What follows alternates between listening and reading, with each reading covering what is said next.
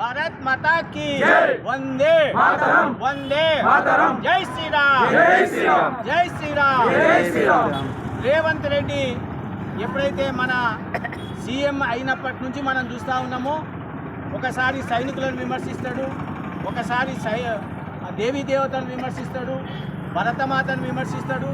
నిన్నగాక మొన్న ఆయన మాట్లాడినటువంటి మాటలు చాలా ఎగతాళితో కూడినటువంటి, బాగా అహంభావంతో కూడినటువంటి మాటలు మాట్లాడడం జరిగింది.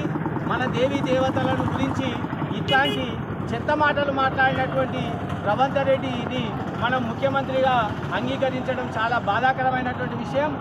ఇట్లాంటి మాటలు మాట్లాడి ఇంతకుముందు మీకు తెలుసు 7 కొండలను గయబ్ చేయాలనుకున్నటువంటి గతంలో ఉన్నటువంటి ముఖ్యమంత్రి గతి ఏమైందో ఆలోచన చేయండి. మీకు ఇలాంటి పాపిష్టి చేసలు, పాపపు మాటలు, అబద్ధపు మాటలు, ఎగతాళి మాటలు, దేవదేవులను గురించి విమర్శిస్తే దాని పర్యవసనాలు ఎట్లుంటాయో మీరు అర్థం చేసుకోలేదు. ధర్మం ప్రకారంగా ఉండేటటువంటి, శాంతియుతంగా ఉండేటటువంటి, నిద్రపోయిన సింహంగా ఉన్నటువంటి హిందువులను జూలు బట్టి మీరు లేపుతున్నారు. ఇదంతా సులభమని అనుకుంటున్నావు. ఇలాంటి పనులు భవిష్యత్తులో చేస్తే నీకు తగిన శాస్తి చెప్పడానికి భారతీయ జనతా పార్టీ హిందూ సోదరులంతా కూడా సమైక్యమవుతా ఉన్నారు. ఓట్ల కొరకు, ఎవరి కొరకు, ఎవరి బావ కట్ల నీళ్లు తుడచడానికి ఏదో చేసినట్టుగా ఉంది. ఇలాంటి పనులు చేయకని చెప్పి ఈ సందర్భంగా గట్టిగా హెచ్చరిస్తూ ఉన్నాము. దాని సందర్భంగా నిజానికైతే నీ శివయాత్ర చేయాల్సింది, నీ దిష్టి బొమ్మ దగ్ధం చేయాల్సింది. కాకపోతే స్థానికంగా ఉన్నటువంటి పోలీస్ ఆఫీసర్స్ అంతా కూడా దిష్టి బొమ్మ దగ్ధం చేయొద్దని చెప్పి మమ్మల్ని అడిగినందుకు, సరే పోనీ వాళ్ళు కూడా మా హిందూ సోదరులే, వాళ్ళకు కూడా మళ్ళీ ఏమేమి ఇబ్బంది పెడతావో నీవని చెప్పి కొంచెం మేము ఒక అడుగు వెనక్కికేసినాం. కానీ భవిష్యత్తులో శివయాత్రలు చేస్తాం ఊరూళ్ళ, దిష్టి బొమ్మలు దగ్ధం చేస్తాం ఊరూళ్ళ.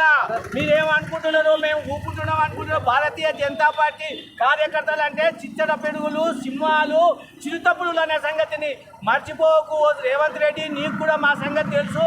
మా పక్కన ఉన్నోడవే, మా ఇంట ఉన్నోడవే, మాతో పాటు కలిసి పండుకున్నోడవే, తిన్నోడవే. ఇవన్నీ కూడా నీకున్నటువంటి కాయం, నీకున్నటువంటి తెలివి, నీకున్నటువంటి బుర్ర, ఇవన్నిటి కూడా భారతీయ జనతా పార్టీ ఏదైతే హిందూ ధర్మం పెట్టేటువంటి భిక్ష అనే సంగతి మర్చిపోకు. ఈరోజు అధికారం ఉంటుంది, రేపు ఉండదు. కానీ మనుషులు శాశ్వతం, ధర్మం శాశ్వతము. ధర్మో రక్షతి రక్షతని మన పెద్దలు చెప్పారు. దాన్ని అవలంబిస్తలేవు, దాన్ని అనుసరిస్తలేవు. ఆ రాహుల్ యొక్క గుప్పిట్లో ఉన్నావు. వాళ్ళ కుటుంబం మొత్తం కూడా హిందూ వ్యతిరేక కుటుంబం. వాళ్ళు నిన్ను మెచ్చుకోవాలని ఇలాంటి తప్పుడు పనులు చేస్తుండవు. భవిష్యత్తులో నీకు తగిన శాస్త్రం చెప్తామని ఈ సందర్భంగా తెలియజేస్తూ హెచ్చరిస్తున్నాం. భారత్ మాతా కీ జై.